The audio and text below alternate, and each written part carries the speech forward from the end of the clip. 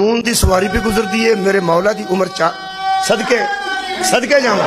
होर बच्चे भी उत्थे है सन, सारे बच्चे वेख के भज गए। उस जमाने च प्रोटोकोल नाल जो बादशाह होंदे सन, जिवें अज पराडो शराडो होंदियां ने, उदों हाथी हुंदे सन, नाल घोड़ियां ते बंदे ते हाथी ते आप सवार हुंदा सी। बादशाह इंज ही निकलते ने।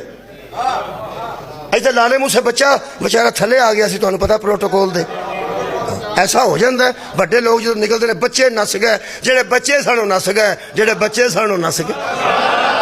हाय हाय, जेड़ा मां की गोद च ना कमजोर आया है, ना पलीद आया है, ना लालची आया है, ना जाहिल आया है। मेरा इमाम खलोता रहा, ये 4 साल की उम्र च मेरे इमाम खलोते सन। उन्होंने हाथी ते बैठे नूं गुस्सा लगा मामू रशीद नूं कि लो जी इहो जिहा बच्चा खलोता रहे ना, तेरा वड्डियां लोगों को तकलीफ ये नहीं होंदी भी ये क्यों खलोता है। सब तो पहला पुछदे ने ये किन्ना दा है। तुसां गौर नहीं फरमाया, उन्होंने पता हुंदा जेडे अंदर कॉन्फिडेंस है ना, ये किसी चंगे भले घर दा हो सका जी। ये जे मुहम्मद, ये जे मुहम्मद ते तकी मशहूर है। पुत्र किदा है? अली दा। केड़े दा? जेड़ा रजा मशहूर है।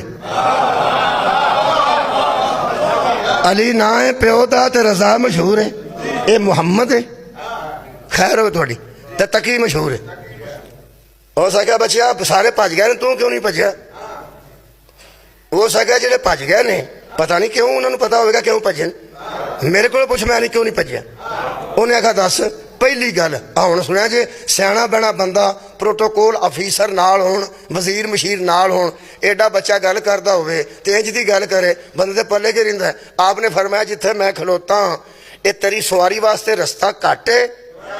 हो सका नहीं तो फरमाया जा।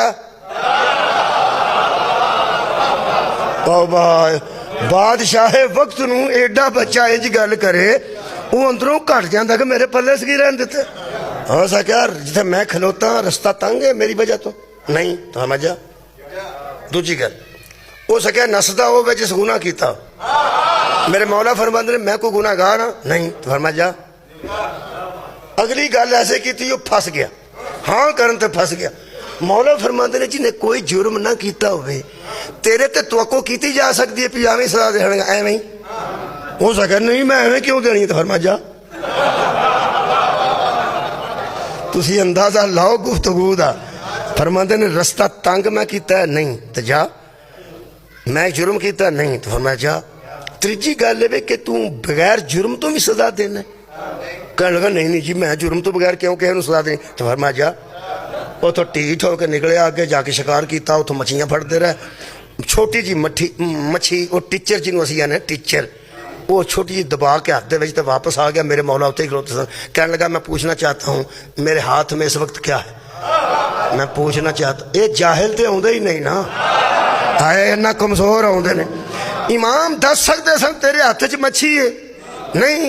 जदों इस खानदान नूं मौका मिलिया ना, चूंकि हाथी बन के आए ने, एदू अच्छा जुमला आज मेरी मजलिस अज दा कोई ना होगा शायद। मेरे अजीजों इस खानदान दे बच्चे तो लैके बुढ़े तक जिन्नू मौका मिले ना कोई गल करन दा, इन्हां गल तौहीद तो शुरू की। मैनू एडा स्वाद नहीं आया जिहड़ा होना चाहिए। मैं पहना गल ना अल्लाह की तौहीद की तबलीग तो शुरू की। दस सकते सन तेरे हाथ च छोटी जी मच्छी है नहीं। फरमाते ने क्या कहा? कहने लगा इस वक्त मेरे हाथ में क्या है मैं पूछ रहा हूं। कहने लगा की आखे? कहने लगा सुनता नहीं मैं पिया ना। फरमाया सुनना पिया तो तकरार क्यों करने?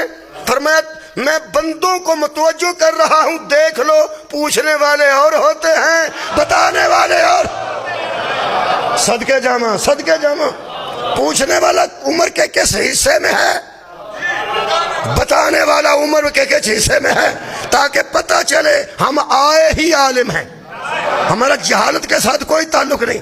कहने लगा बता मेरे हाथ में क्या है? सुनना जी मेरे मौला की फरमाया। मेरे मौला ने इरशाद फरमाया, फरमाया हम्द है उस अल्लाह के लिए। एक गल है कि शुरू कितों की थी? हम्द हादी अनुंद, हम्द है उस अल्लाह के लिए जिसने दरियाओं को पानी अता किया और पानी में मछलियां रखी और सलाती ने वक्त को ज़ौक़े शिकार दिया।